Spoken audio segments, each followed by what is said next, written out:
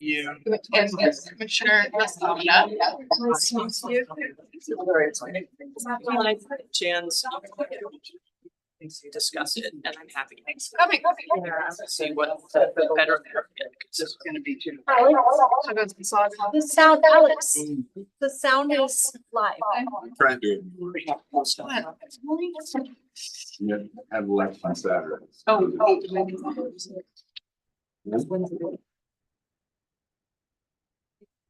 Yeah. Okay. Hopefully.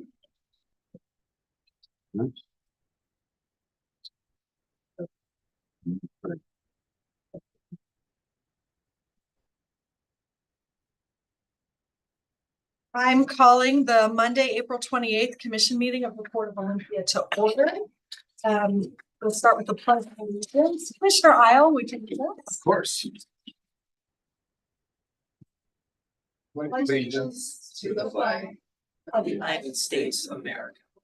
And to the republic for which it stands, one nation, under God, indivisible, with liberty and justice for all. Next, we have approval of the agenda. Looking to approve the agenda. Second.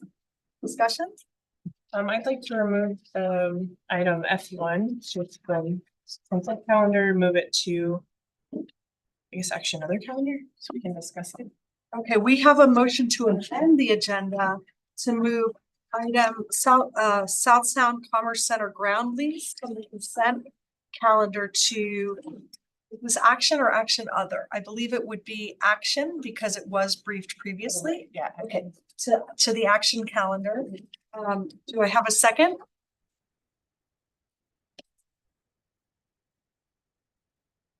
Is there any discussion? Oh, is there discussion first?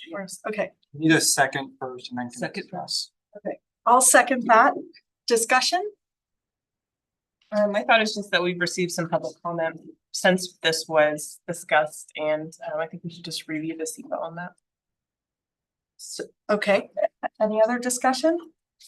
So we had a motion, but now we're talking about the motion to amend the agenda. I support Commissioner Tong's motion just to make sure our staff have a chance to speak to some of the issues, that were raised at the last minute. So I'm with you. I think we should do all in favor? Yes. The amendment. Of the amendment to amend the agenda? Aye, only two. Oh, aye, okay, opposed? Alright, So the motion carries to amend the agenda. Carries 3-2, and we will move that from the consent calendar to the action calendar. South Sound Commercial Center ground lease. Now back to that amended agenda. Any other? Okay, do I have a motion to approve the agenda as amended? motion to approve. Motion to approve the agenda as amended. Second? Okay, all in favor? Aye. Okay. Well, with that, we have an agenda, and now we'll go to our executive director report with Alex Smith. Before we do that, can we just clarify for the record what the revised agenda is? Yes, the revised agenda has moved item F1, South Sound Commerce Center ground lease, from the consent calendar to the action calendar.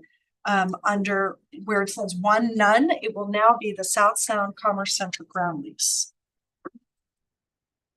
Right, for the executive director report, commissioners, starting off, we did some port staff tours. Last week, we had a bunch of staff come together and did a 3-hour port tour for new port employees, and we have a number of new port employees. And the tour had an inside look at port operations, the marine terminal, the stormwater treatment facility, the Cascade Pole site, Swantown Marina and Boatworks, and the Olympia Regional Airport, and also the Tumwater property. So it was very fun, and 12 more people are going to take a tour this week. There we go. Harbor Master Conference. Last week, our Marina team, Damian Egan, Dylan Dixon, and Harold Hunter attended the Pacific Coast Congress of Harbor Masters and Port Managers Conference in Port Townsend. They had a great time. They had an opportunity to network, exchange ideas, gather best practices on all things related to marinas. And they can bring those back to support our Swan Count operations. And apparently they had a chance to take a ride on a fully solar powered vessel, which you see on the left side there. We had an Earth Day cleanup, so we were excited to go out on all of our East Bay properties, and thanks to Commissioners Iall and Sanders for coming and joining us on that. And we cleaned up all the East Bay properties that are along Marine Drive, just to do what we can to celebrate Earth Day.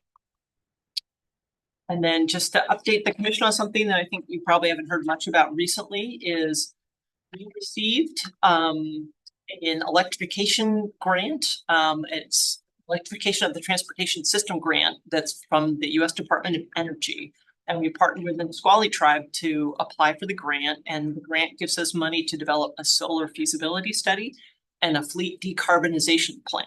And it was awarded in 2022, $89,000. The solar feasibility grant is helping us put together a study. It'll look at our port properties for opportunities to install solar. It'll identify installations that could achieve net zero energy use. It looks at what our infrastructure capabilities are, and also what our needs would be. And we are currently reviewing the first draft. And it should put the port in position to pursue implementation grants with this kind of a study. So it's should be completed and finalized later, I guess, actually next month. Whoops, can we? Okay, there we go. So the next study is the fleet decarbonization study, and it's looking at our rolling stock to determine a succession plan for the vehicles and can we transition to EV vehicles. Looks for opportunities for EVs and better fuel efficiency. It looks at what our infrastructure needs would be to support that kind of a transition.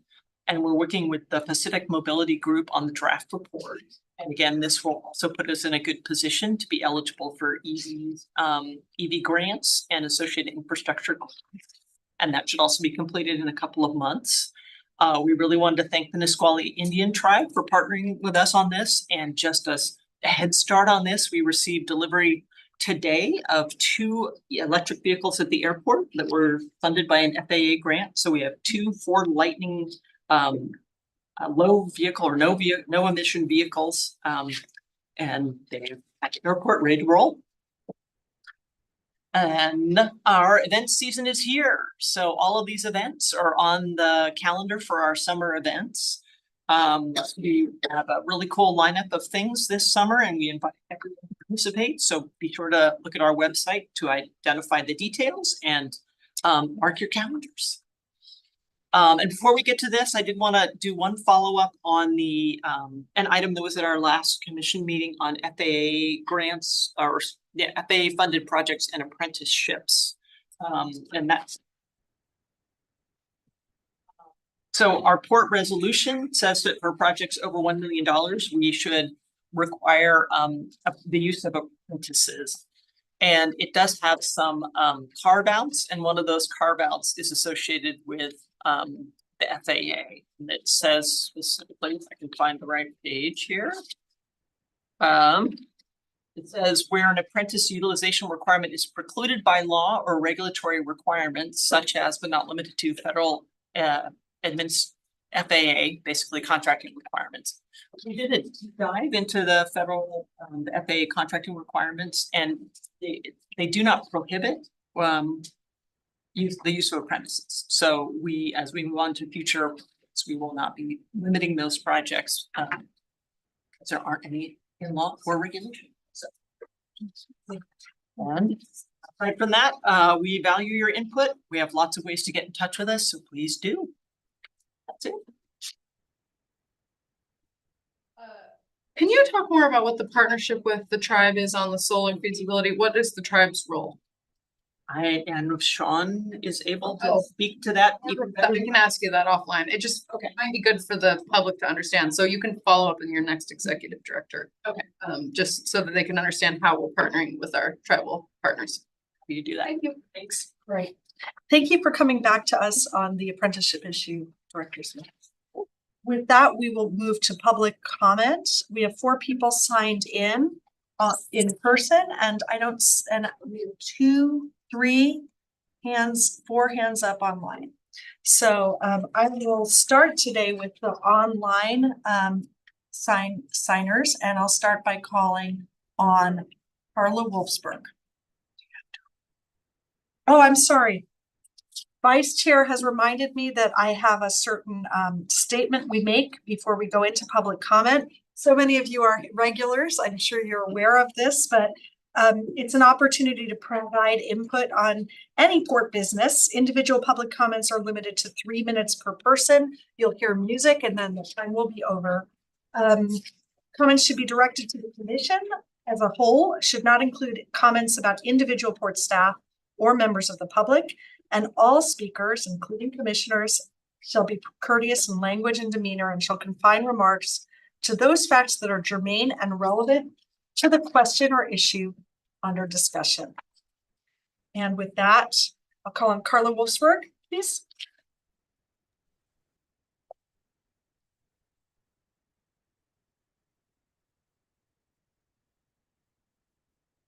Wow, there's a lot of Sorry hands. about that. The unmuting was a little bit tricky there. So good evening, commissioners. I hope you can hear me. My name is Carla Wolfsburg. I live in Tumwater. And tonight, now I see it's on your action calendar, is a request for you to approve the ground lease for the South Sound Commerce Center, that Panattoni warehouse project in the New Market Industrial Campus in Tumwater. And I just want to say that tonight, the approval of this ground lease in general will mean that you are willing to rely on a state environmental review that is a SEPA review of the Panattoni project that's conducted by the city of Tumwater in 2022. Now, that SEPA review did not look at an approved lease by the Port Commissioners because the approved lease did not exist until recently. So, as you know, SEPA reviews are intended to look at all environmental impacts associated with an approved lease. So I ask, how can the port rely on a SEPA review of a project by a local government agency without having reviewed the actual approved lease for comprehensive environmental impacts? It appears the port is willfully breaking the environmental law here, and sadly, I don't think it's the first time. So what seems clear to me that if you do respect the SEPA law and you wish to protect the environment, that is, protect endangered species and potential impacts on climate change and other impacts of environmental concerns. And I know that at least 3 of you commissioners stated that you would do that in your 2023 campaign for port commissioners, so that you will remove the approval for the ground lease and you will not approve it as it is now. You will go forward with a full SEPA review that would be completed on the approved lease. And I think you owe that much to citizens of the county and to the reputation of this Port Commission. And in addition, I would just like to recommend that the proceeds of the Panattoni lease, with an annual increase of 33% for airport revenue, as stated in tonight's agenda packet, that you consider directing all Panattoni revenue to a special airport budget line to be used exclusively for future airport maintenance. This move would help to alleviate the port's reliance on FAA funding in the future, which comes, as you know, with 20 years of covenants that essentially eliminates local control of our airport. So thank you very much. Thank you, Ms. Wolfsburg. I see JJ next online.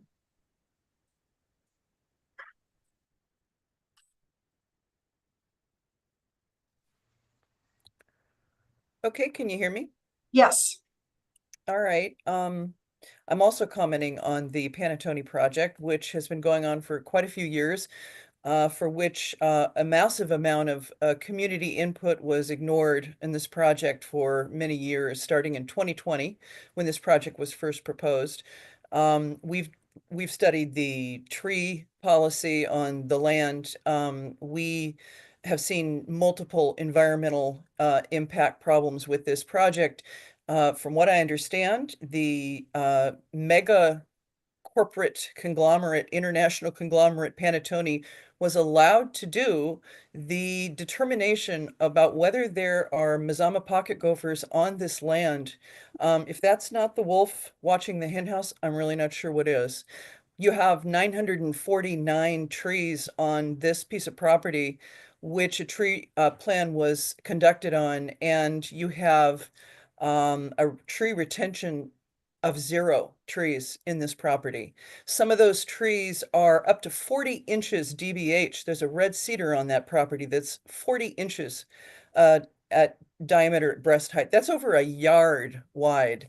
You've got Douglas cedar, you've got Douglas fir on this piece of property, up to, I think, something like 150 trees, some of which are up to 34 inches DBH. You've got cottonwoods that are up to 28 inches DBH, and you've got 0 retention on this property of trees. And what will happen is they'll all be mowed down, and you'll allow Panattoni to pay a paltry fee to be paid into some tree fund. And they won't have to replant any of the trees on this property, which is absolutely violation of the Tumwater Tree Code.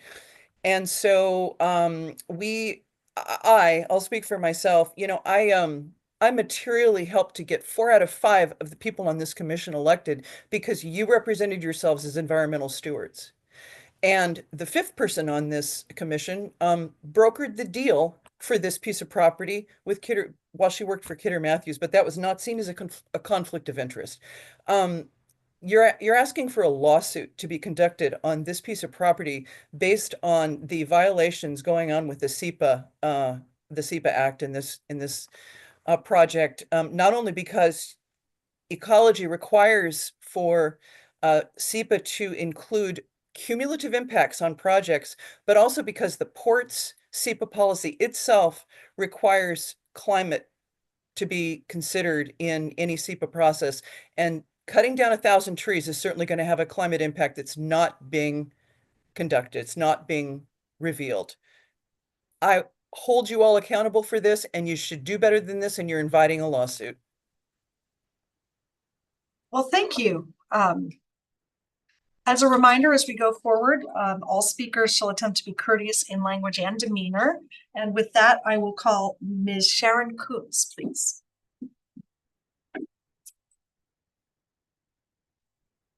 Sharon Koontz here, and I intend to be courteous, but I think I share the frustration of the previous speaker. I teared up when she started talking about the number of trees because I wasn't aware of that.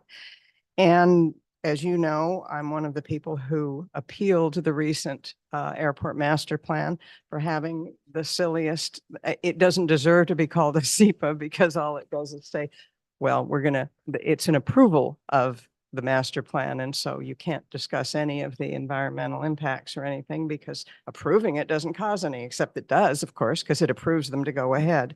So here we are again, and this is very frustrating. SEPA seems to be just being disregarded or avoided every chance it gets. And it's every chance the port has. And it's such an important thing. It's not a suggestion, it's a law. I spoke with the director earlier, and she explained that there were some misunderstandings in terms of the port having ceded responsibility to Tumwater, but I don't think you can cede all this responsibility because this is on your action calendar. So when I complained in my letter, which I know you got in the middle of the night, which is what I was up to, and which is why I'm pretty tired. But in our letter, we talked about the fact that the SEPA, there's been no SEPA of the lease. And I believe that Director Smith was explaining to me, yeah, well, that's supposed to be their jobs, Tumwater's job. Tumwater isn't doing their job. Tumwater's SEPA only can be done in terms of their code and their, what's the word? I can't remember, but their building construction codes and ordinances, I guess would be the best way to put it. So the port needs to conduct its own SEPA review, which was what sorry, Director Smith talked about before, but it hasn't been done. And I think you have every right to stop this program right now, this process now, and do that, do a SEPA. And if somebody complains about it, well, too bad, because you're going to get in trouble one way or the other from one side or the other. And I think you should go down on the side of making the right decision, not the wrong decisions. And those right ones are indeed, several of you really did insist you were going to defend the environment in your terms here. And we've not seen a lot of evidence of it so far. And yes, I'm getting emotional again. I'm sorry. Let me just see if there's one other thing I was going to try and sneak in here, except I see I'm running out of time, which makes it harder to do. The State Environmental Policy Act is important. It needs to be considered, and it needs to be considered now. And I hope you will take it more seriously, and I hope you will just postpone things. That's important, and get studies done. Thank you. Thank you, Ms. Kuntz. I'm going to call Rhonda Larson Kramer next.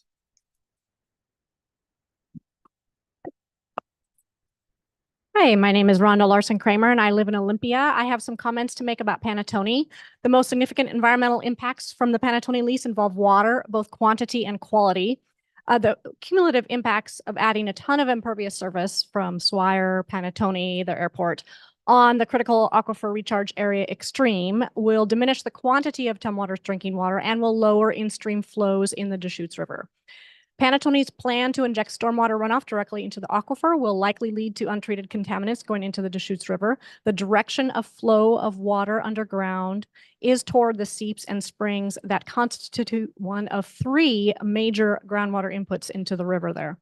Because the port has done such a bad job on the SEPA process, as others have mentioned, you do not have any information on the cumulative impacts from all the new impervious surface that will come from the multiple port developments, Swire, Airport, Panattoni. This means that you, as decision makers, have been deprived of the opportunity to understand how Panattoni will hurt Tumwater's ability to provide adequate drinking water to its future residents. You've also been deprived of information on how the proposals will likely harm salmon runs. WDFW considers the highest priority for the Deschutes Basin to be the maintenance of water quality at the mouth of the Deschutes River. The reason are that it protects a sizable investment in fish production in that area. Maintenance of water quality is directly related to in-stream flows, not just to contamination. When I say in-stream flows, I just mean the amount of water flowing in the river. The Department of Ecology already deems the Deschutes River high risk in terms of lack of in-stream flows. As for contamination, ecology regulates injection wells, also called underground injection control wells, or UICs, and requires that injected stormwater, quote, not cause groundwater contamination, unquote. However, enforcement is spotty, and studies have shown that even with pretreatment, pollutants can reach the groundwater. When stormwater is managed through injection wells, the practices vary. In theory, the stormwater should be pretreated before it is injected underground. Pretreatment can involve filters, oil water separators, grassy swales, or sediment traps to remove sediment, oil, heavy metals, and other pollutants. In practice, many systems do only basic pretreatment, like allowing some settling of sediments, and they do not comprehensively remove all contaminants. It's common for a significant amount of pollutants to remain in the water before it is injected. So I hope that this gives you pause before you make a decision today. Thank you so much. I appreciate you considering my words. Thank you. I'll Lee Reiner, who's online next.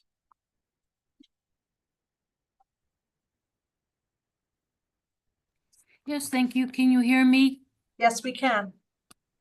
Thank you. Again, I want to say that the only reason that so many community members are here tonight is because we love this place with all our hearts. It's a beautiful place. We want to preserve it for 7 generations. We don't want to put a dollar in our pocket.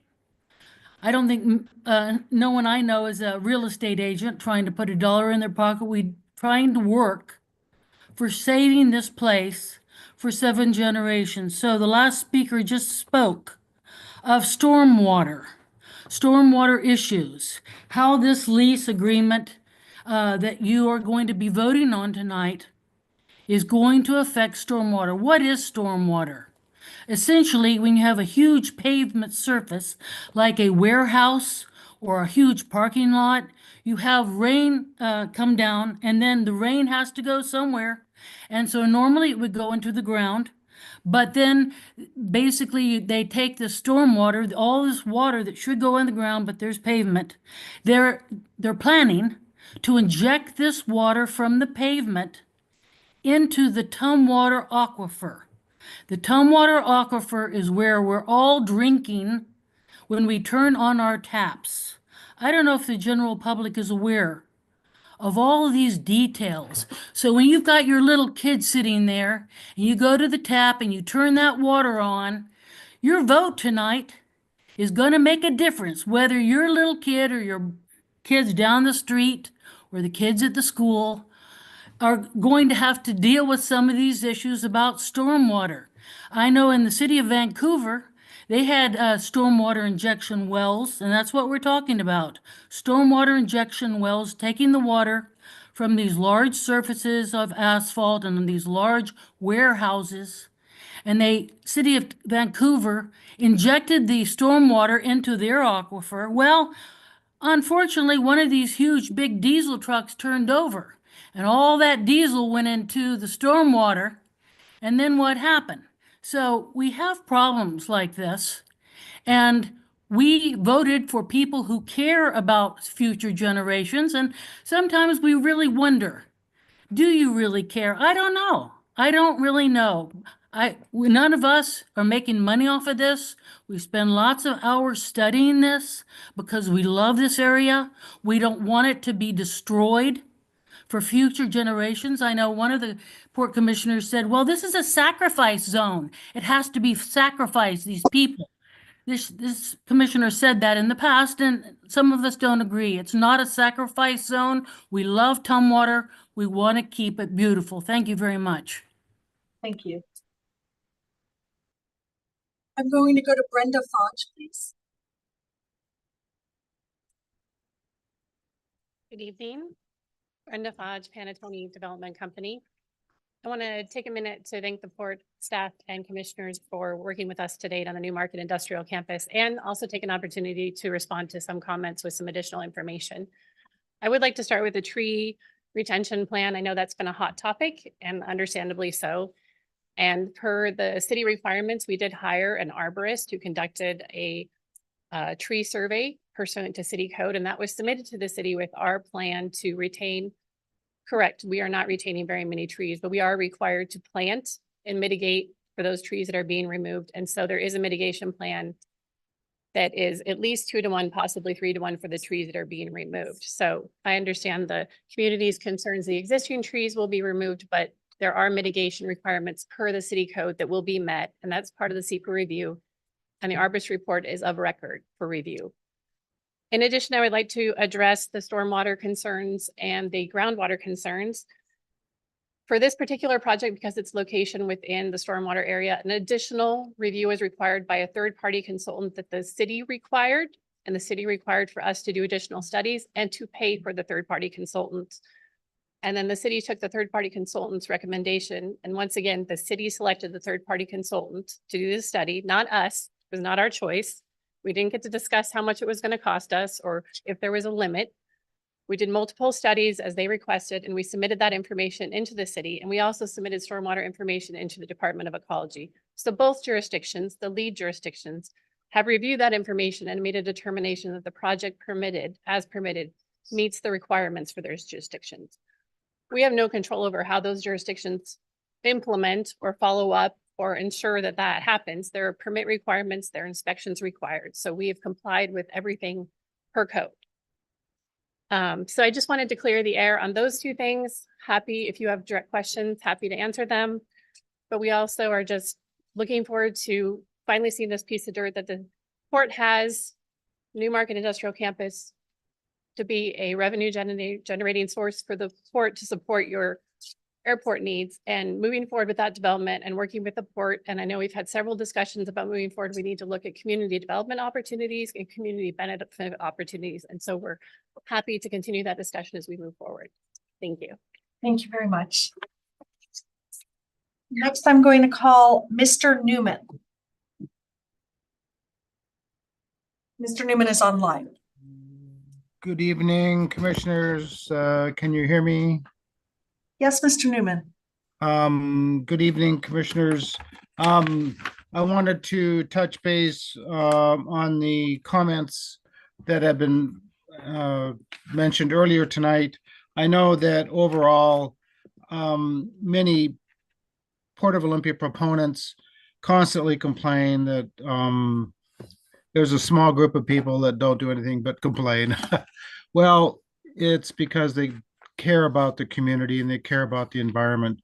In regards to the Panattoni comments, the statement that the third-party reviewer okayed the project as permitted and as per code. Well, that's one of the issues, is that pumping acre feet of water into the groundwater into a fragile water environment is whether that's a good idea or not, especially in our area where a lot of times aquifers are not unlimited, they're very confined.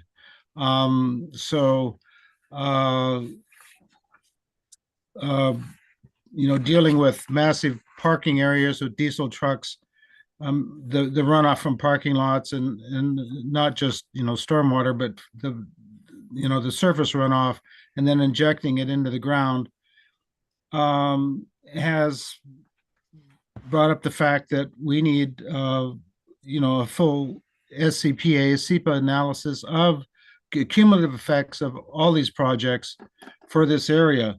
I would suggest that the port seriously consider just going ahead, dealing with these issues, getting the SEPA analysis done.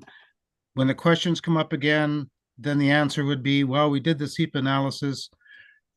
It confirmed some things, and we're going to adjust the projects based on the SEPA analysis and then put the argument to bed so that the environment is protected and the citizens' questions are answered. Thank you very much. Thank you, Mr. Newman. Esther Cronenberg online. Yeah, hi. I'm also I'm also commenting on the Commerce Center ground lease. It appears that the contract that you signed is not even legal. It's the only SEPA review that's been done was in 2022 before the lease was even being considered. So how can the port approve a lease that hasn't undergone any environmental review? Legally, it cannot. Otherwise, it's guilty of committing public funds and resources before all state and federal laws have been followed, namely SEPA and NEPA. A NEPA will be necessary because the lease also will be asking for federal money to expand I-5 to accommodate increased freight traffic. If the NEPA isn't approved, you can't have the freight and you can't have the project. Don't you think you need to know that ahead of time before committing to a lease? And in this federal environment where funds are being cut, especially to blue states, are you so sure you'll even get this federal money? And considering we're in the midst of a trade war with China, and China isn't backing down, do you think this is the right time to approve a lease for a huge warehouse and commerce center? The lease did not foresee today's economic climate, but you can. The lease violates SEPA in other ways. The 2022 SEPA covered building on 29 acres, not 200 plus. SEPA requires the entire project be considered and then allows for phased review. It doesn't allow piecemealing. That's illegal. You have to say what you're proposing, how it will affect the environment. And so until you do that, you don't even have a legal contract. And here the water table is 7 to 12 feet below the surface well. There's a forest. Adding acres of impervious surface to a high groundwater table is a recipe for disaster. The Bush well field now supplies much of Tumwater's drinking supply after the Palermo well field got contaminated. Are you risking the public water supply to build a commerce center? Don't you think the effects of this huge center on water resources should be known before you enter into any such agreement? Tumwater's water supply is suspect. Swire hired an environmental consultant, Montrose Environmental, to assess Tumwater's ability to supply enough water. for the bottling plant. Montrose raised serious concerns Tumwater couldn't provide enough water for its citizens at full capacity and the plant, and the city's been looking for alternative sources of water to accommodate future growth.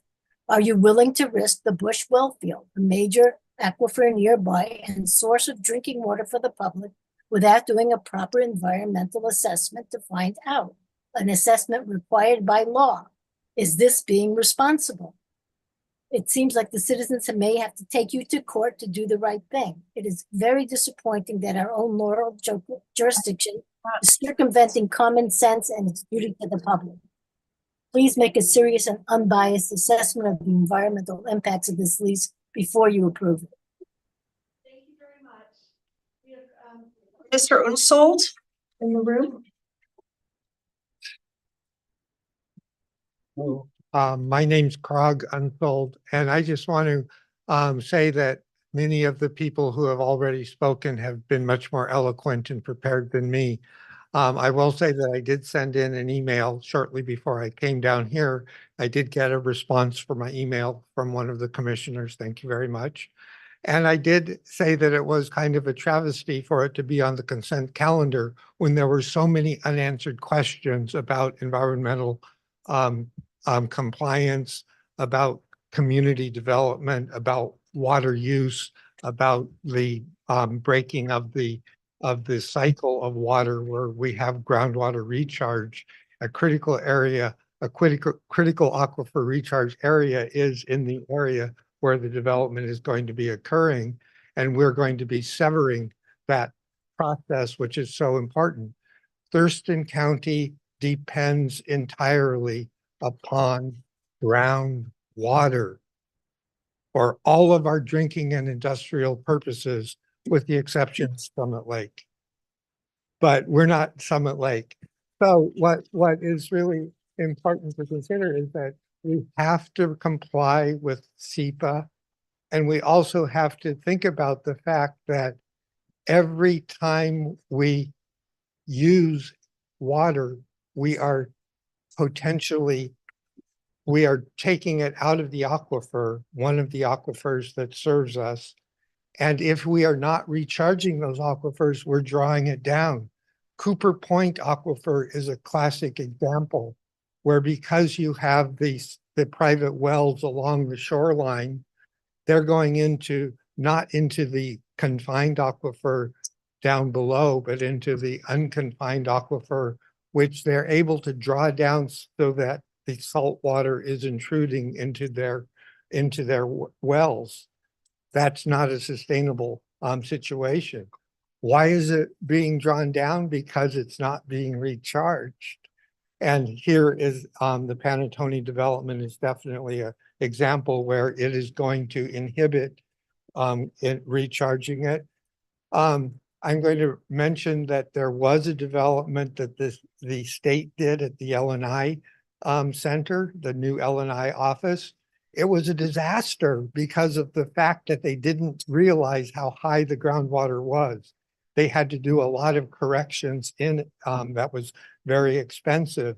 Don't go the same way. So please consider.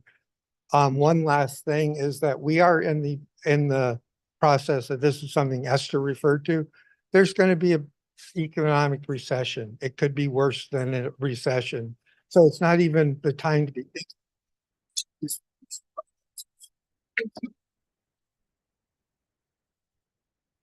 Next, we have John Cezanne, please. Hello, can you hear me? Yes, I can. Okay, yeah, well, I agree with a lot of what several of the previous speakers have said. And so I don't want to repeat everything, but I just would recommend that you guys take a little time, delay the action tonight until you get a full, until all the legal requirements have been fulfilled, and protect yourselves from,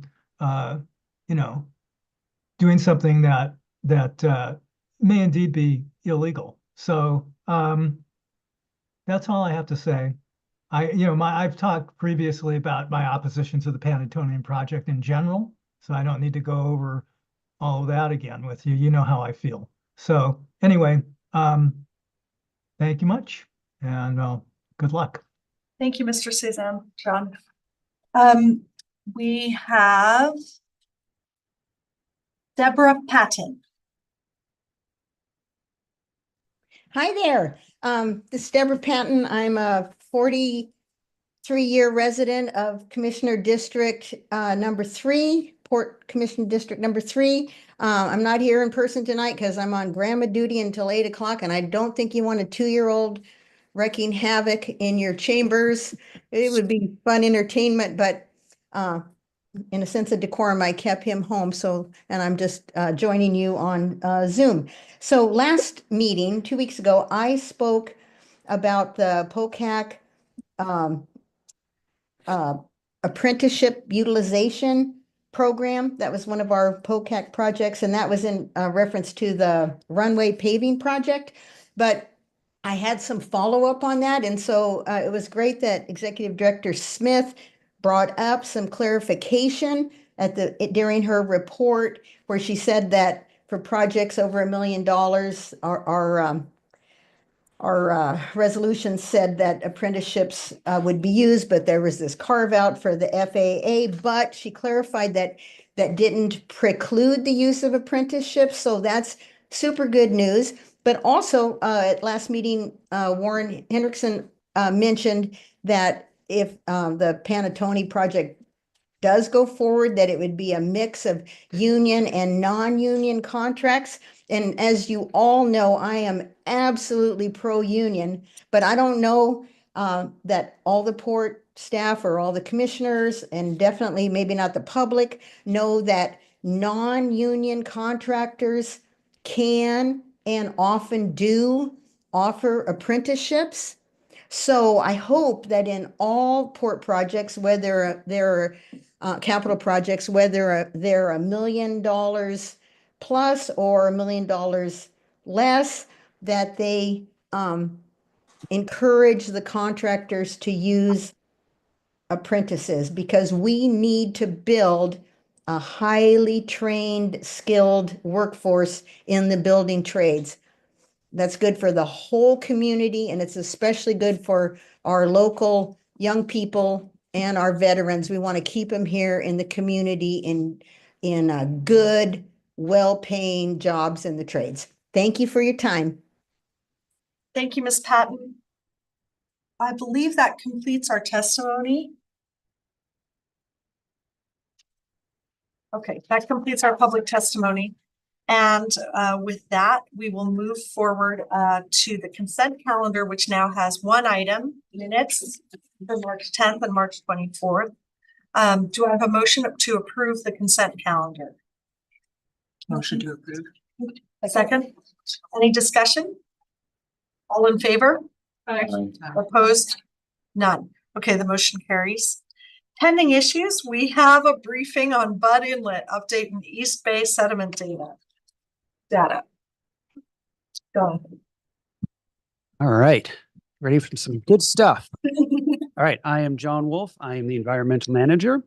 And as you said, I am here to discuss the East Bay sampling results. So today's presentation, going to briefly talk about the agreed order, progress and schedule, the budget, and then we'll get into the actual results.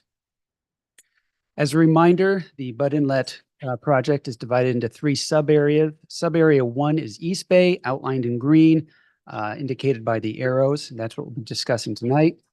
Sub-area 2 is West Bay, outlined in blue. And we just finished up sampling there. And then sub-area 3 is the area outlined in orange. We do not yet have a northern boundary, but those are the 3 sub-areas.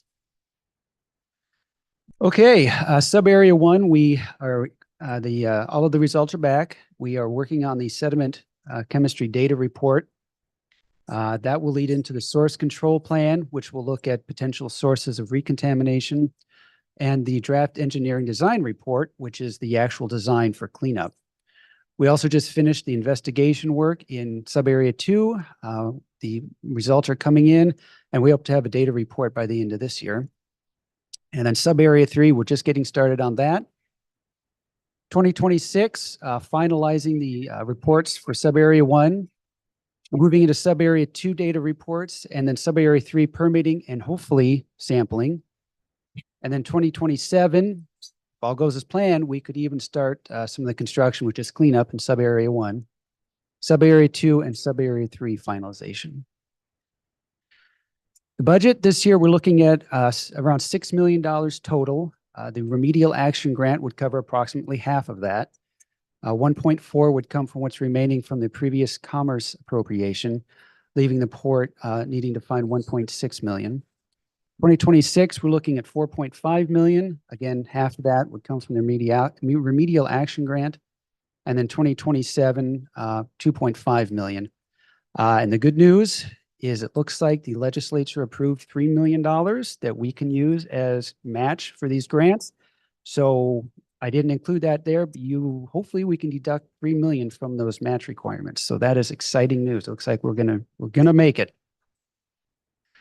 Okay, into the good stuff. Preliminary sampling results. Early review shows that we have reduced surface contamination. Looks like we have some natural attenuation, which is great. Depth contamination is similar to or lower than previous samples. Didn't have any unexpected hotspots. And I apologize, the presentation that was in your packets was a little bit out of date. I updated a couple things here.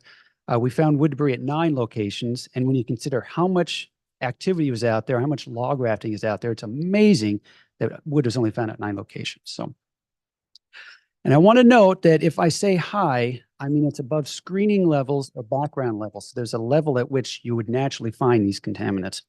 So if I say high, it means the hits are higher than screening or background. It doesn't mean they are really high hits. We have to consider that in relative terms. And on the maps, we're not going to be looking at, the numbers are there, but we're not going to be looking at, is that a 26.8 or 26.6? We're looking at, we have colors on the maps, the greens and the blues. Cool colors are below screening or background. The warm colors are above. So let's get into it. The dioxins, furans, surface sediment, 0 to 10 centimeters. This is a comparison between the previous sampling results and the 2024 sampling results. The screening level for this is 19 nanograms per kilogram. That's parts per trillion. And to put that in perspective, that's 1 drop of water out of 20 Olympic-sized pools, or 1 second in 31,800 years, or 1 inch in 16 million miles. So we're not talking about huge chunks of contamination. We're talking about barely out there. So you'll see on the left, the historical surface contamination, and on the right, what we found this time. Keep an eye on that red arrow, because I'm going to be talking about that a lot. There's a blob of something going on there. But as you can see, the area near Boatworks has improved, and the intertidal area along East Bay seems to be improved. The CPAs, the carcinogenic polycyclic aromatic hydrocarbons, again, surface sediment is 0 to 10 centimeters, screening level is 78. And this one really illustrates what I'm talking about with that natural attenuation at the surface. If you see in previous, there's an outfall there along East Bay. I think it was around 2,700. This most recent showed that around 250. So you can see it has cleaned up considerably in that area, in addition to Moxley Creek. So we think we're getting sedimentation on top of some of the contamination that was there. So that's really good news.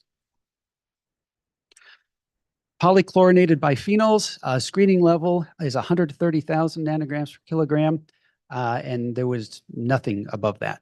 So no concerns with the PCBs. Pentachlorophenol, same thing, screening level is greater than 90.9, which is the highest hit we had.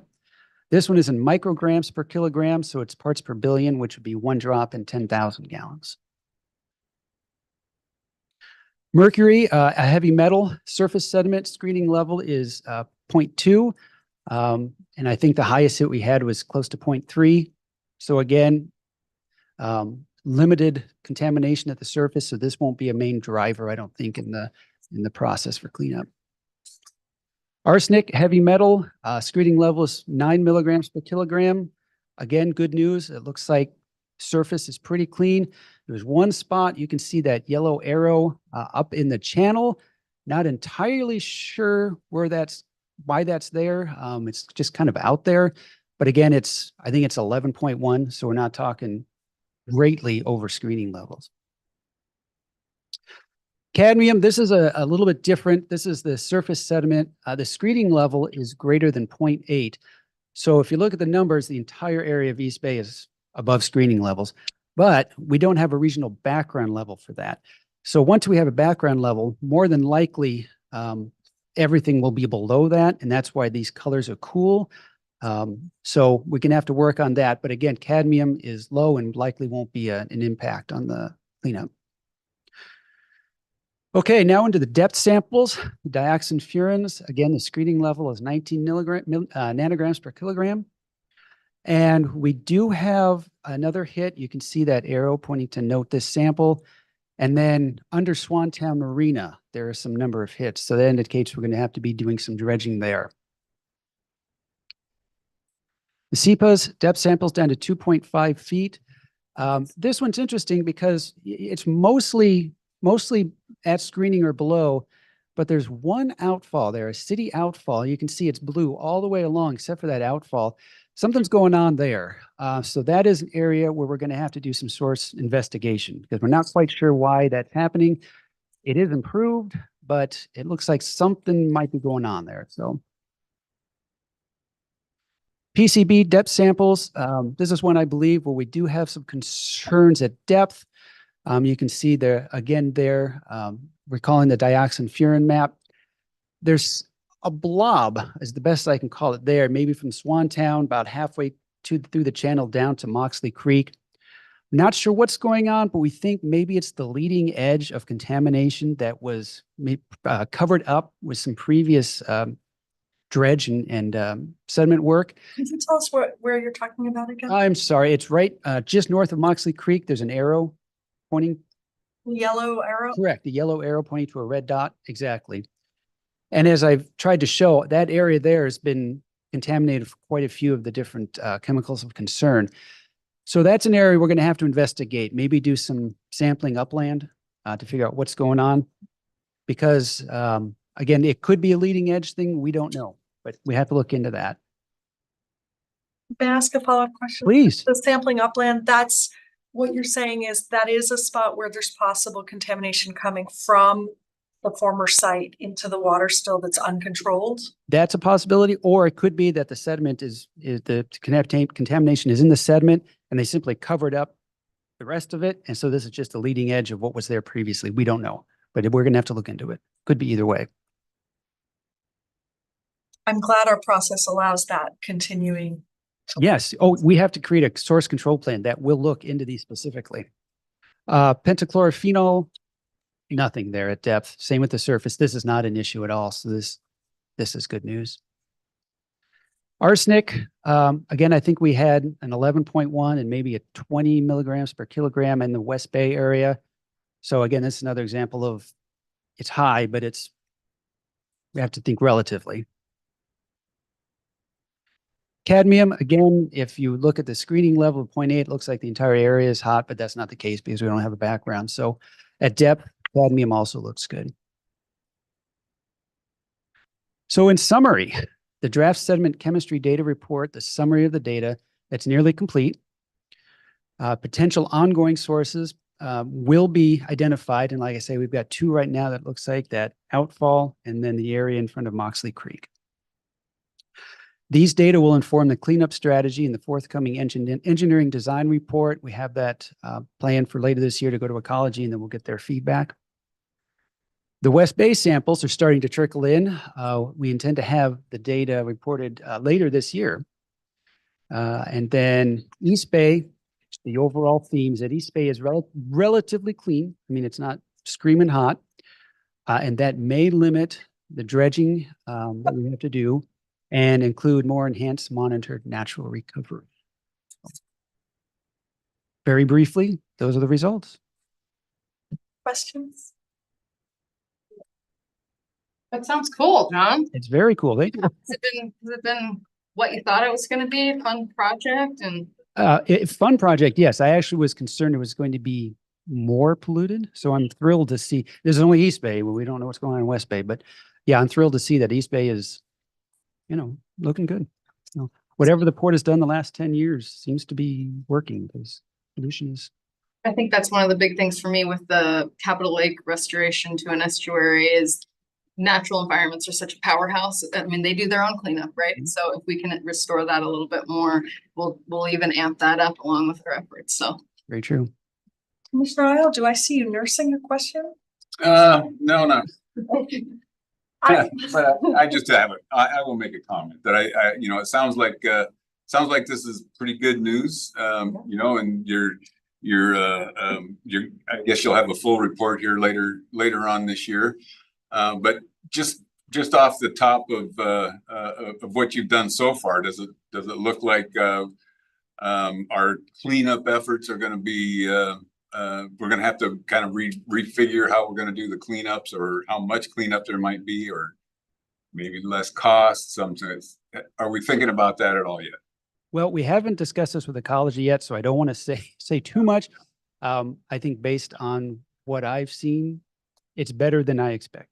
Yeah. And that may limit the dredging. Yeah, good. Thank you. John, do you have have you heard any good news about funding from the state that might be forthcoming to help us? Well, the 3 million, Yeah, that part of the that was, presentation. I can look for more. Just wanted to emphasize In a tough budget environment, that's pretty impressive. So. Yeah. nice work to everybody, including our legislative help. Yeah. Thank you. Okay, thank you. Thanks, John. Okay, we're going to turn to the action calendar, and we've pulled the South Sound Commerce Center. We've had a briefing previously, and luckily our illustrious operations director is here to come into that. And I think, Warren, please note, I think you'll probably have some questions from the commission. Very good. Okay, thank you, Commissioner. Warren Hendrickson, Director of Operations for the Port of Olympia, here to talk tonight about the South Sound Commerce Center ground lease. The tenant is Panattoni Newmarket Industrial Campus. Tonight's item is an action item. Approval is requested. The title of the project is South Sound Commerce Center. Panattoni Development Company is the tenant. The location, Newmarket Industrial Campus. And this will be the first ground lease within the 196 acres covered by the PDC option to ground lease agreement. You may recall 2 weeks ago tonight, on April 14th, we discussed each of the following topics in great detail and depth. I won't read them. I'll allow you to take a look at each of the subject areas that we covered. That was the short presentation, right? That was the short presentation. Warren, would you prefer questions while you're ongoing or at the end? Probably at the end, because I've only got 2 more slides. Okay. So the South Sound Commerce Center, this is the ground lease term sheet. This is a high level overview of exactly the terms covered within the lease. 29.27 acres. Good faith cash deposit is due by April 30th, $14,933 and change. It is a 55-year term with 2 10-year options, total of 75 years. The initial lease rate is 48 cents per square foot. The monthly lease payments, once they commence, will be just shy of $51,000 a month, plus the state's leasehold excise tax. That lease payment of 48 cents per square foot will increase 10% every 5 years through year 25, and following year 25 through the balance of the lease, there will be periodic fair market value appraisals done on a 10-year basis. There will be initial credit offsets to the lease payments to Panattoni for the Center Street improvements.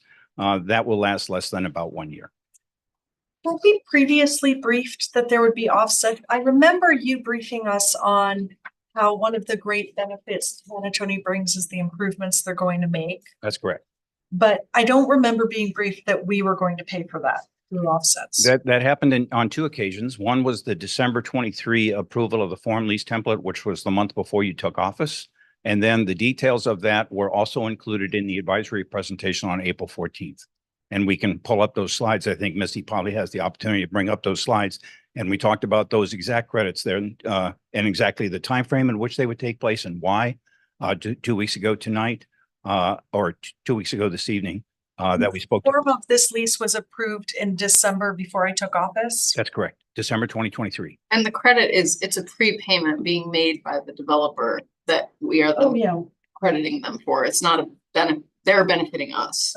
Like they're prepaying for something that we could potentially. So the cost value, not having the numbers directly in front of me, but the cost value is estimated, I believe, at $673,000 The agreement within the lease is that the cost of the port would not exceed $750,000. The total cost of that project is 100% borne upfront by Panattoni. And then we will provide rent credit. There's 600 feet of frontage along 6,000 feet of Center Street that is involved in the lease. And the end result is that we will then give a credit to Panattoni for the improvements they make, and then we will recover that lease revenue from future port tenants that then establish ground leases with the port along the Center Street frontage. There was a question from Commissioner Harding that was an IOU that asked how many tenants along Center Street were affected. I estimated six. Six is in fact the number. So essentially, the improvements are benefiting other people, not just this particular property. Do we have questions? Commissioner Tom, did you have one more slide? The last slide is just any questions and comments, and then a suggested motion if and when you're ready. And I'm happy to entertain the questions. I certainly have our Director of Environmental Planning and Programs here, Sean Gilbertson, to assist with any questions that might come up from an environmental standpoint.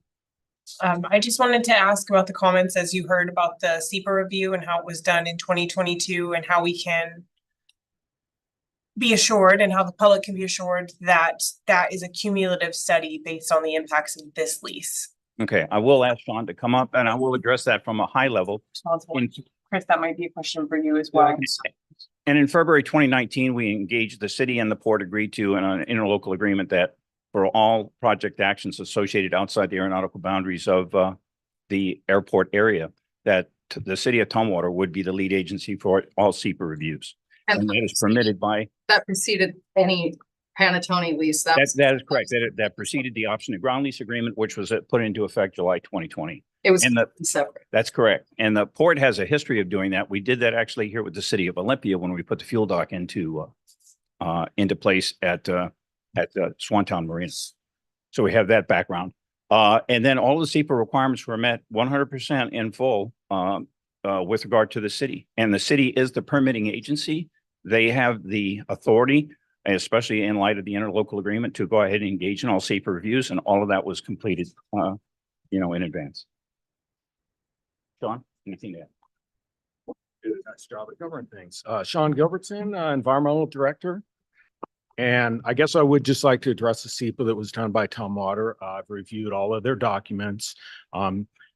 They did their SEPA analysis based on what we know right now. So there's really no new information. They knew what the structure of the building was going to look like and the size of the building and the location. They did a thorough environmental checklist that I've reviewed, and they covered the elements of water, of groundwater, of critical aquifer recharge area, of stormwater. And just a few things I want to point out.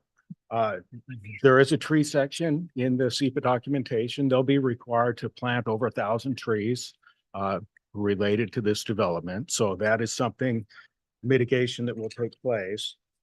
Stormwater, it's important to note that all the stormwater that accumulates from impervious areas will go through enhanced treatment. So it will go through one, oil water separation to remove any hydrocarbons from vehicles parked around and whatnot. And then it'll go through a filtration system to remove all other pollutants. And it's a very efficient filtration system that they use these days. And that all occurs before it is infiltrated back into the ground. And I think another important note here is that there will be extensive groundwater monitoring as a part of this and on an ongoing basis. So they're going to be required to put groundwater monitoring wells in to not only check groundwater quality, but the depth of the groundwater to make sure it's not either mounding or drawing down too low. So those are all things that are covered in the documents and that are required to be in line with City of Tumwater rules, which also reflect the state laws too for stormwater, wellhead protection. And then let's see. So yeah, I'd say that, stormwater, groundwater are pretty well accounted for in this SEPA analysis. And there's a whole list of reports. I would encourage anybody to go to Tumwater's development site and look at the South Sound Commerce Center SEPA documents. There's a full checklist. There's the relevant studies that went along with that, as well as the decision as well. I'm happy to answer any more questions. Go ahead. Thank you, Sean. Sure, you're welcome. Commissioner Sanders? I'm still processing. I'm thinking. The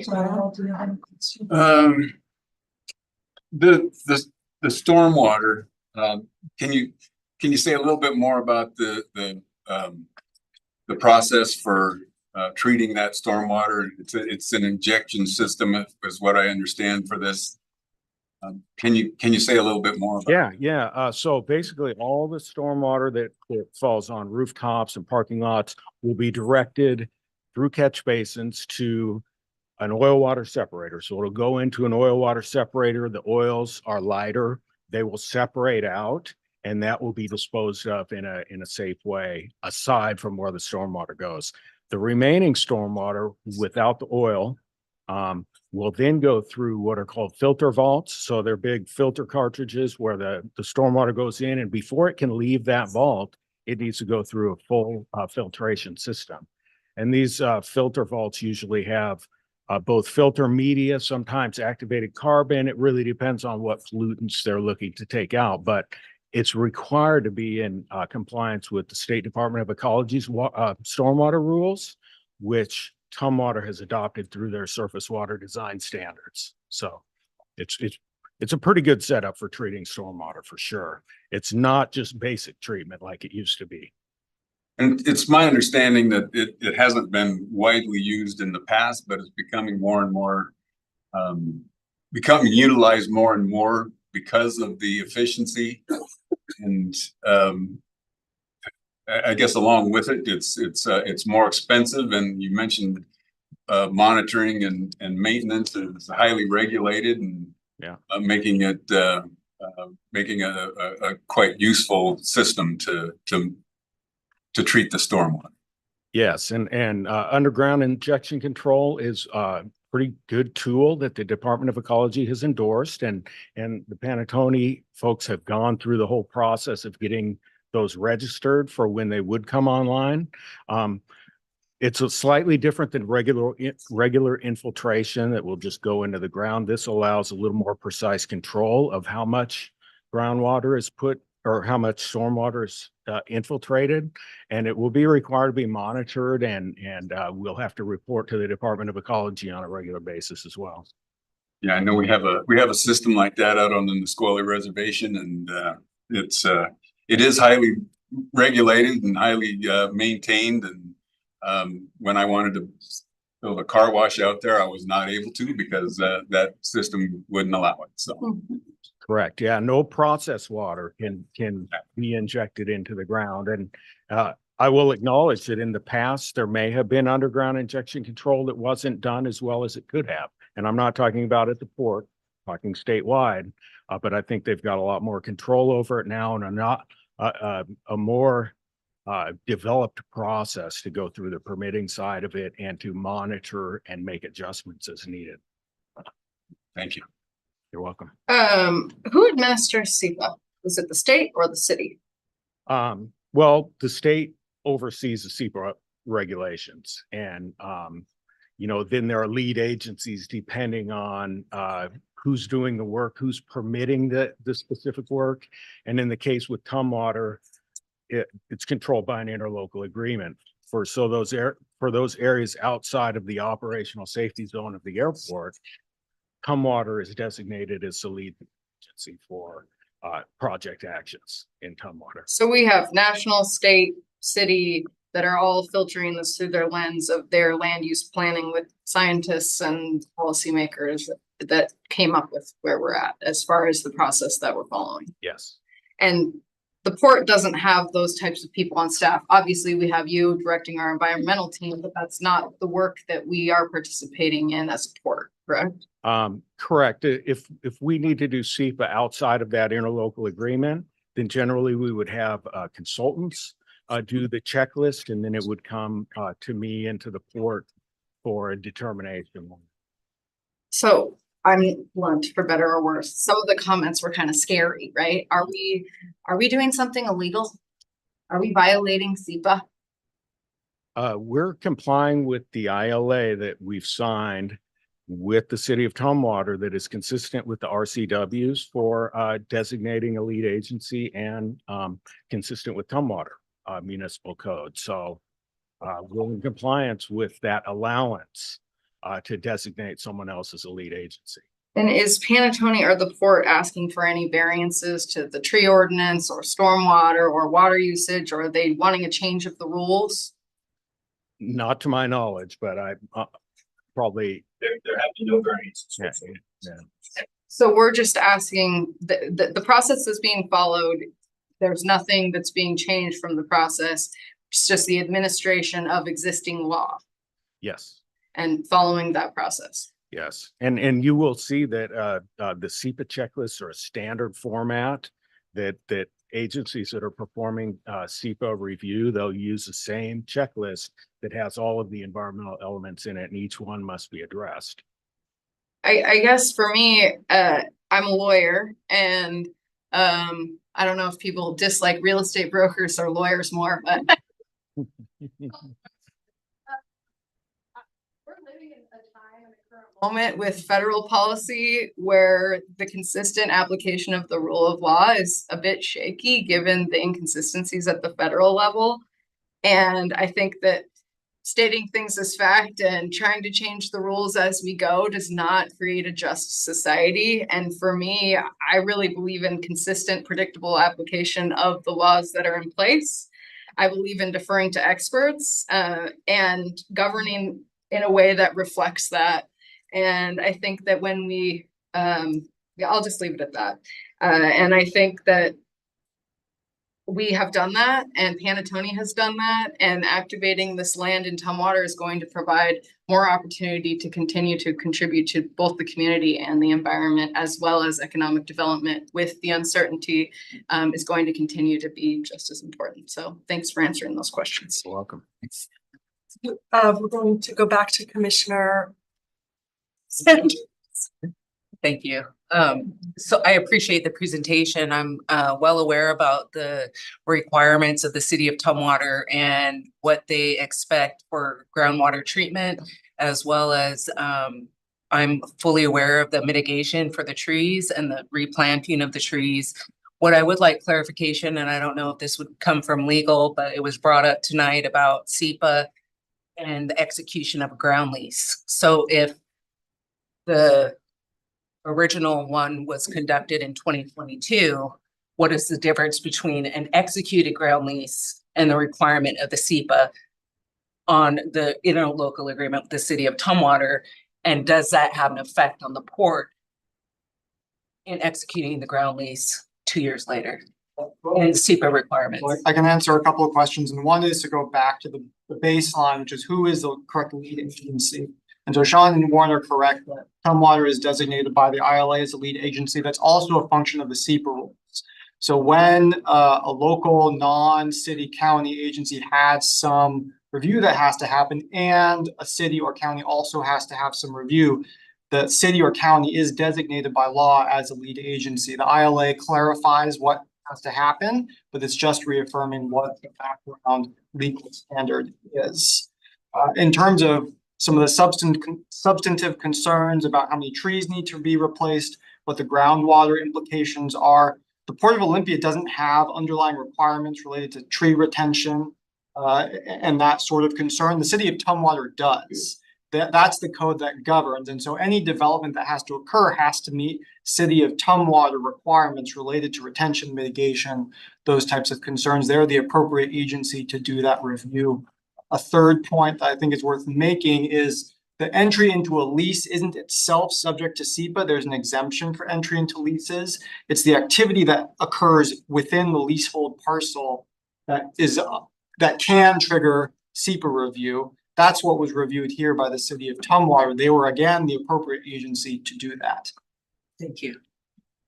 I have a direct follow-up on that. Is there anything in the actual formalized lease that was divergent or different than the information in front of the city of Tumwater when it did its SEPA review? Not at all. Thank you. I am not a real estate agent, but I am an attorney by training. I don't practice law, but I think it's the training that makes me sometimes think a lot the same way as Commissioner Harding.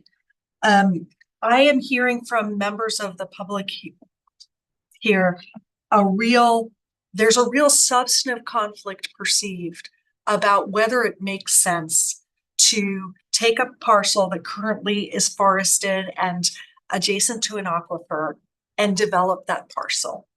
I'm hearing that concern loud and clear, but I'm also hearing it cloaked in allegations of illegal activity that I find are distracting from being able to even have any merit-based conversation about the trade-offs that are involved in governance decisions. I have a few questions. My understanding is the city and county has, as the land use sort of authority, resolved some of those conflicts by designating what lands they have designated for industrial development. Is that correct, Sean? Yes. These are environmental. That is correct. Yeah, and that's done through their comp plan. Okay, and ecology has resolved some conflicts under the direction of the state legislature about what to do if we're going to be removing trees in one place, how you mitigate that under law. Is that the case? Yes. Okay. So what I am really struggling with here in governance as someone who is committed to being a steward of our lands and at the same time really committed to that sort of certainty and ability to move forward under a rule of law. I am struggling with this sort of allegations of illegal activity. We've had an executive session where the council has kind of walked us through SEPA, and I have worked somewhat, not as a professional in this area, such that I don't see, it's hard for me to understand, where do you think the allegations of illegality are coming from here? It's not real. That is hard for me to pinpoint exactly because of the level of diligence that the city of Tumwater has executed through this whole process. As an example, I do want to clarify one term I used before is variance. There is a very specific legal difference between variance and mitigation. A variance means you are deviating from a code, a city code, a zoning code, or some, SEPA requirement. A variance must be dealt with by a hearing examiner in an impartial environment before a SEPA determination can be made. There were no variances, no hearing examiners involved at all in the city of Tumwater process with regard to South Sound Commerce Center. There has been mitigation because there have been impacts that were measured, determined, some cases by third parties, and Tumwater footed all those costs based upon city fees. And the end result was the city then determined what those mitigation requirements were going to be and established that in their mitigated determination of non-significance. That's different from a variance. So in terms of that, the variance did not exist. The mitigation measures were all included by the city, and Tumwater is fully committed to supporting every single one of those mitigated determinations. And just to clarify what you just said, it's footed by the developer. That is correct. So I have just one more question / comment, which is that a port in this role as landowner, when we're on the airport land, we serve as the lead agency, but in this case, we're a landowner leasing land to an industrial partner. If we had policies in place at the time that we entered that option, or the time we entered the option to lease, that said we had different standards, that it had to be all union workers on any project, or that we had to retain 15% of the ground cover as trees. If those were policies in our resolutions and our policies, would you then be implementing that when we enter a lease agreement? If those were policies of the commission? I would have to defer to Chris Pierce-Wright on this one for council, but in general, yes, we will adhere to those policies, but it always has to be looked at in terms of policies or policies. They're not regulatory requirements. We always have to look for, does a policy agree or is it affirmed by a regulatory requirement? The city of Tumwater's ordinances and municipal codes are a regulatory requirement. My question then for you, Sean, is as a port government and landowner, could we decide as a commission, could 3 out of 5 of us decide on land that currently isn't already encumbered and under contract, that we were establishing a different standard than the bottom line regulatory standard for how we develop that land? I believe we could. And if we did, would staff follow it? Yes. Yes, we would work with Tumwater in instances like that. If we had something that we required above and beyond what Tumwater may require, we could do that through agreements. Because we did not have that in place when we made a deal with Panattoni, and I wish we did, but we did not. And I think it's incumbent on the commissioners here who are looking to do environmental stewardship, that as we move forward, we can create that framework as part of our certainty of how we're going to do our work. And I'm glad to hear that staff would follow that if we had adopted it by resolution. Absolutely. Any other questions? I would just like to move to approve the South Sound Commerce Center ground lease between the Port and Panattoni Development Company as presented, and authorize the executive director to execute the supporting ground lease documents when and as required. Do we have a second?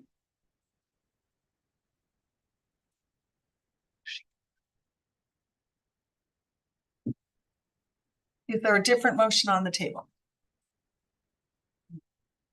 I'll second it. Okay, we have a second. All in favor, say aye. Aye. Aye.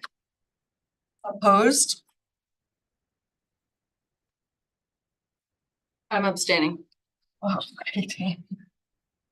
Aye. Amy's abstaining. I think I am that one. We're saying aye to, so let me start this again. We have a motion. We had a second. All in favor, say aye. Aye. Opposed?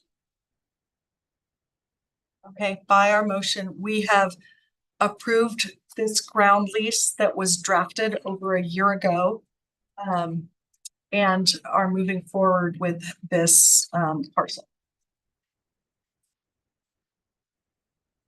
Thank you, Commissioners. Grateful for getting something going on Newmarket Industrial Campus, and thankful to Panattoni for partnering with us. I think it shows a lot of commitment to us as well. So sometimes these things, we don't recognize that. So this is going to be a huge injection of revenue that we can determine how to spend. Ha Thank you, Commissioner Harding.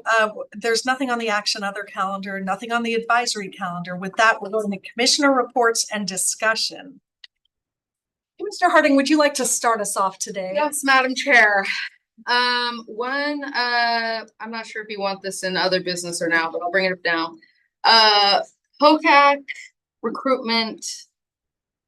I think they need our help in direction. So could we have an agenda item to discuss giving the POCAC further direction on their recruitment efforts? I would request that of chair and vice chair, because they have some members that are running for commission this year. They have some members that are terming off, and their numbers are, we need to make sure we're supporting their efforts there, and they need clear direction from the commission as far as recruitment. So I think sooner than later would, if it fits in your agenda making.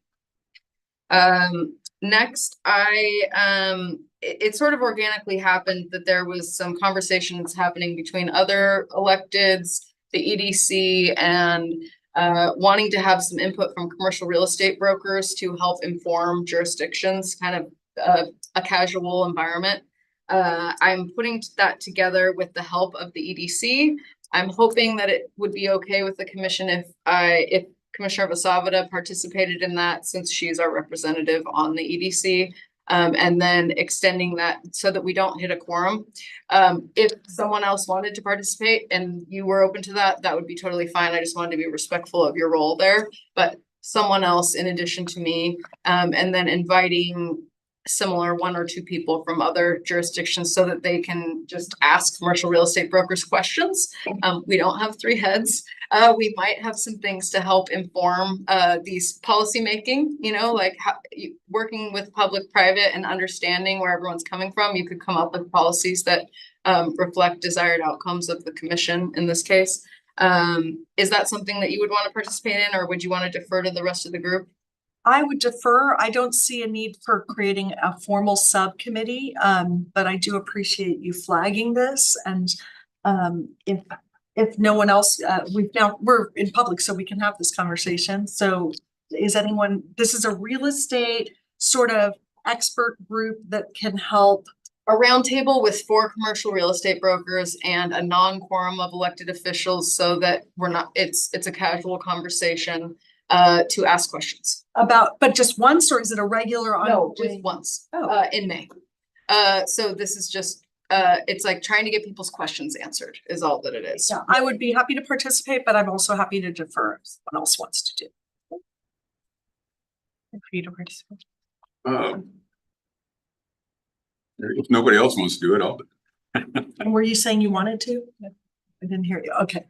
Then Commissioner Isle, are you okay with me doing it in my capacity as EDC? Okay, then I will join you. Thank Okay, you. we're working on planning, so if the date doesn't work, that was part of it too, was just like trying to be flexible and not make it this thing that was impossible to plan. So if it ends up not working for you, May 23rd is the date that we're.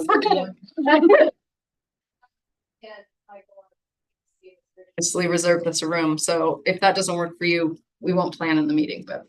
And I also wanted to invite everyone to Slurp, which was in the executive director comments.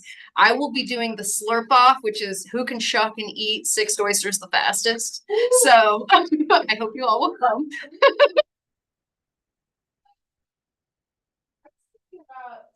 I think our community sometimes we can't get large projects off the ground because we get stuck in what doesn't work. And I feel like we're turning a corner here and we are coming together regionally on projects, and it's really exciting.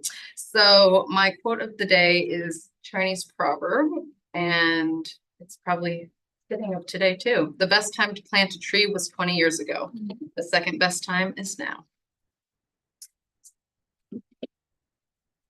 Michelle? Sure. I didn't get to participate in the commissioner reports at the last meeting because I was attending remotely, but so I saved it for this time.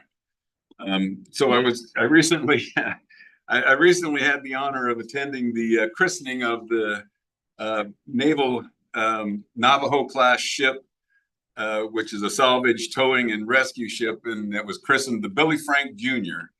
And that was held at the Austell, USA, a major shipbuilding facility in Mobile, Alabama. The ceremony was conducted with full Navy tradition and formality, and I was really proud to be in attendance. The ship has not yet been assigned a home port, and Washington tribes are planning to lobby for its placement here in the Pacific Northwest. But at any rate, during the event, I did take the opportunity to meet with Rear Admiral and Deputy Commander Mark Higgis to formally extend an invitation to the Billy Frank Jr. to visit the Port of Olympia. Awesome. Yeah, so and he says it's certainly not out of the question, but based on current timelines, the earliest visit would probably occur in 2027. Jeez. Yeah, but it is really an impressive ship. It's like 280 feet long, and I think it's 89-foot beam, and it has enough power to tow 2 full-size cruise ships simultaneously. So it's really impressive. But while I was in Mobile, I also attended a reception at the National Maritime Museum of the Gulf of Mexico, which is it's located at the Port of Mobile. And the museum is uniquely designed as a replica of a container ship. And it has all of the exhibits housed inside the containers on the ship. And one of the highlights is, well, I got to operate a patrol boat through the Port of Mobile using a training simulator. So it was, on a screen thing. It was a really memorable experience. But while I was doing that, the attendant who was helping everybody navigate the the simulator, and I think his name was Bill. I apologize if I got that wrong. But he proudly shared with me that he is a port nerd. And he claims to have visited every port authority in the United States, including the Port of Olympia. Wow. And he says he has pictures to prove all of it. When I introduced myself and told him I was with the Port of Olympia, he said, "Oh yeah, I've been there." Anyway, if you're ever visiting Mobile, I highly recommend touring the port and the National Maritime Museum. It's quite an experience. So that's my report. Cool, thank you. Commissioner Montana. I don't have anything to report. I just wanted to clarify on the Panattoni vote, go back to that. I'm really grateful for all the public comment we received and the research that went into that public comment. But it does seem that this decision is legal. This is something that was established with Panattoni long before I was here, and it is a legal decision. Wow, also sad because of the trees and the 20 years ago. Commissioner Sanders? Yes, I had the pleasure of volunteering with the Park Foundation on Earth Day for a volunteer event with students, Student Challenge, and the city of Tenino in partnership with the Lions Club, as well as Earth Day here at the port. I'm really excited to participate in the Habitat for Humanity Women Build, taking after Commissioner Harding, who participated last year. I thought, wow, I want to do that this year, and spoke to Executive Director Alex Smith, and now we have a port team that's going to be doing it. And so I'm excited about that. I also had the honor to be a guest speaker at Native Action Network ABC Boot Camp, Seat at the Table, with 22 Indigenous women. And so that was an amazing opportunity. I drove up to Islandwood and spoke next to Councilwoman Anna Bean with the Puyallup tribe. And so that really was a wonderful opportunity to speak to young Indigenous women about running for tribal elected office or city council, school boards, ports, whatever they feel like running for. So that was really exciting. And that's about all I have to report on. Okay, thank you. And I'll just say that there's a lot of activity over the coming week or two before our next meeting that I'm looking forward to very much. We're going to be hopefully hosting the Artemis hydrofoil electric ferry. These are being manufactured in Belfast right now, but hopefully soon in the Puget Sound. They have you can go to their website and see they're seeking to address the rising demand for sustainable tourism, not, zero emission ferry vehicles. And it's going to be interesting to see them pioneer a craft in Seattle. We have a joint meeting with the city of Tumwater tomorrow that I had a chance as commission president to help agenda setting for. It is intended as a roundtable so that we can get to know each other. Electeds and staff come and go. And unless all of us are watching who knows what day of the week the Tumwater Council meeting is? Monday? Tuesday. Oh, Tuesday. I know that I have some colleagues in local government here. I know at least one at Tumwater who watches all of our work sessions and meetings, but a lot of us don't have time to do that. And it's really important to hear from people embedded in our neighboring communities, kind of what their priorities are. The event is noticed, but I wanted to make sure our public understands that, this was a chosen format that isn't a presentation format. It isn't a set agenda so much as what people bring to the conversation. And I've enjoyed serving as the designee to the Thurston Economic Development Commission. They support small businesses in different ways.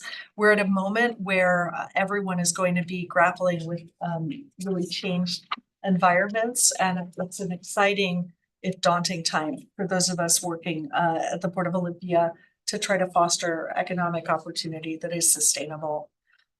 Finally, on the Panattoni vote, I really welcome members of the public who have strong environmental values to engage with us on the merits of those issues. I will find it easier to engage in those conversations when I feel like they're not just based on allegations of false procedure or legal procedure. It doesn't mean that, of course, any community group, any activist has a right to bring lawsuits and to allege wrong. But I do think there's a lot more trade-offs that we're working on as local governments, where the real meat of the conversation is about the actual decisions and not allegations of process. And I'd like to be able to get to those meaty decisions together as we move forward as a new commission on our own decisions. So thank you so much for your continued engagement and for spending your time here tonight.